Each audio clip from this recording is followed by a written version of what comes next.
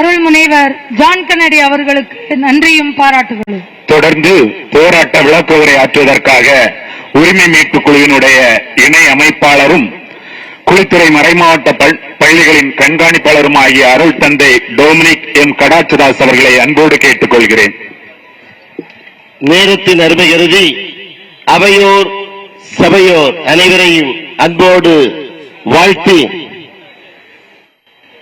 வாழ்வு என்பது ஒரு போராட்டம். போராட்டமில்லா வாழ்வு உயிரோட்டம் கிடையாது.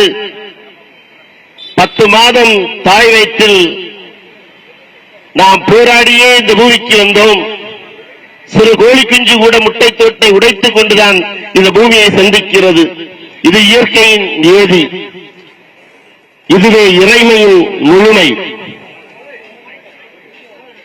இந்த மாபெரும் ஆர்ப்பாட்ட போராட்டம் ஏன் எதற்காக என்பதை நாம் தெளிவாக அறிந்திருந்தாலும் ஒரு சில வரலாற்று பின்னணிகளை நாம் சற்று கூர்ந்து ஆராய வேண்டியிருக்கின்றது. திராவிடம் கொண்டாடும் தந்தை பெரியார் யாரும் சொல்லாத மிகப்பெரிய மாபெரும் தலைவர். தமிழகத்தில் ஜாதியை ஒழிய வேண்டும் என்பதற்காக இவர் தொடங்கிய பயணம் தள்ளாத வயதிலும் சிறுநீர் பையை சுமந்து கொண்டு தமிழகம் முழுவதும் போராட்டத்தை கொண்டு சென்ற அவருக்கு கொடுக்கப்பட்ட பெயர் இவன் கடவுள் மறுப்பு கொள்கையுடையவன். பெரியாரை சந்திக்க 3 மதங்களில் முக்கியமான நபர்கள் சென்றார்கள். ஒரு இஸ்லாமிய சகோதரன் சென்றார், போதகர் சென்றார். அவரிடம் பெரியார் கேட்கின்றார், நீங்கள் கிறிஸ்துவை ஏற்றுக் கொள்கிறீர்களா, முருகனை ஏற்றுக் கொள்கிறீர்களா? இல்லை என்று சொல்கிறார். கிறிஸ்தவ பாதிரியாரிடம் கேட்கிறார், நீங்கள் அல்லாஹ்வை ஏற்றுக் கொள்கிறீர்களா, முருகனை ஏற்றுக்கொள்கிறீர்களா? இவர் இல்லை என்று சொல்கிறார். இந்து சகோதரன் கேட்கிறார், நீர் கிறிஸ்தவர் இயேசு ஏற்றுக்கொள்கிறீர்களா, அல்லாஹ்வை ஏற்றுக்கொள்ள இல்லை என்று சொல்கிறார். அப்போது அவர் சொன்னார், நீங்க எல்லாரும் கொஞ்சம் கொஞ்சம் இல்லை என்று சொல்வதை நான் மொத்தமாக இல்லை என்று சொல்கிறேன். அவர் யாரை குறித்து சொன்னார் என்றால், மானிடத்தை மதிக்காத மதங்கள் இந்த பூமியில் இருத்தல் கூடாது. மானிட நேயமில்லா மதங்கள் இந்த பூமியை விட்டு ஒழிய வேண்டும் என்பதுதான் அவருடைய நோக்கமாக இருந்தது. அத்தகைய மாபெரும் இயக்கத்தின் சொந்தக்காரர். அவர் விட்ட விதைகள் இன்றும் திராவிடத்தை தூக்கி நிறுத்திக் கொண்டிருக்கிறது என்பதுதான் மாபெரும் வரலாறு. அதுதான் நமக்கு இந்த போராட்டத்துக்கு கிடைக்கக்கூடிய ஒரு ஆணிவேர். இரண்டாவதாக, தானாக வந்த தலைமைதான் கர்மவீர காமராஜர். இவருடைய ஆளுமைக்கு எதிராக இதுவரையிலும் எந்த அரசியல் தலைவர்களும் இல்லை. உலகம் முழுவதும் இன்று அடிப்படை கல்விக்கு காமராஜருடைய மாடல் தான் தலை சிறந்த மாடலாக இருக்கிறது. அவர் கொடுத்த சத்துணவு திட்டம், அவர் கொடுத்த இலவச கல்லூரி மாடல் இன்று உலகம் முழுவதும் போற்றப்படக்கூடிய சிறந்த மாடலாக இருக்கிறது என்பதை நாம் மறந்துவிட முடியாது. அன்று ஆசிரியர் படிப்பு முடித்தவன் மக்கள் வாழ்வுக்கு செய்தி கொடுக்கக்கூடிய மாபெரும் வல்லுநராக கருதப்பட்டார். இன்று டாஸ்மார்க் கடைகளுக்கு பிஎட் முடித்தவர்கள் அனுப்பப்பட்ட இழிவான நிலை நம் தமிழகத்தில் ஏற்பட்டதை மறந்துவிட முடியாது. வீதிகளில் புர வேண்டிய மாணவர்கள் சமூகம் இன்று போதையில் புரளக்கூடிய சூழ்நிலையில் தவழ்ந்து கொண்டிருக்கிறது. எனவே காமராஜர் விடுத்த அருமையான கல்வி கண் இன்று படிப்படியாக மூடப்படுகிறது என்பதை நாம் நினைவு கொள்ள வேண்டும்.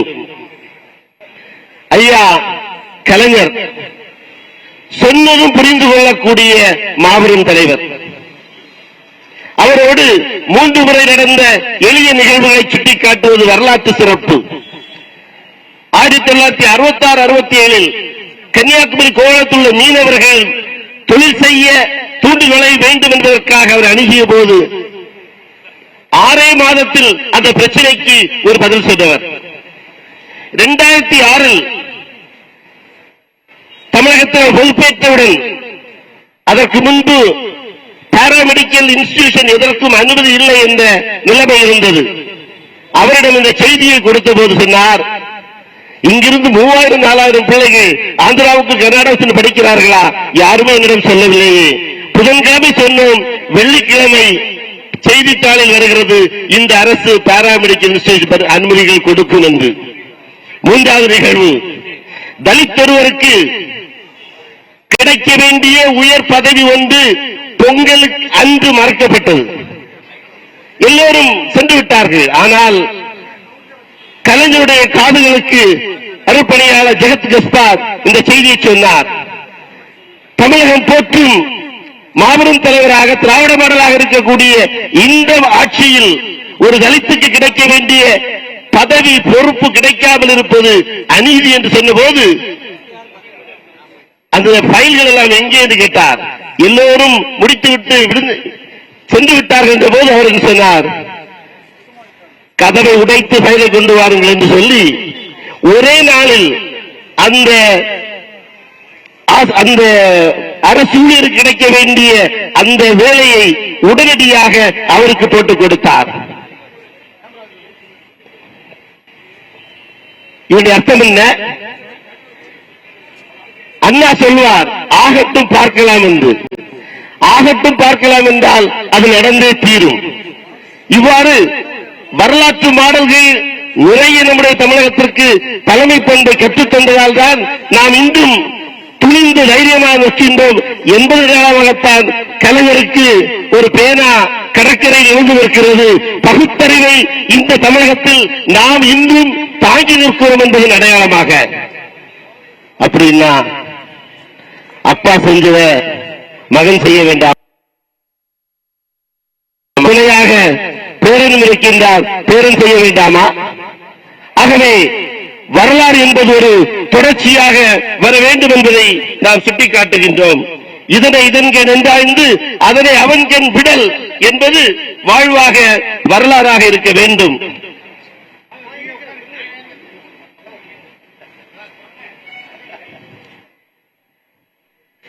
இந்து மத பின்னணியில் அருமையான ஒரு தத்துவத்தை சொல்கிறார்கள். அராஜகம் எப்போதெல்லாம் அராஜகத்தை அழிப்பதற்கு கடவுள் அவதாரம் எடுப்பார் என்று. எழுத்தறிவித்தவன் இறைவன். அப்ப நீங்க எல்லாம் இங்க இருக்கக்கூடிய இறைவன். ஆட்டை கடித்து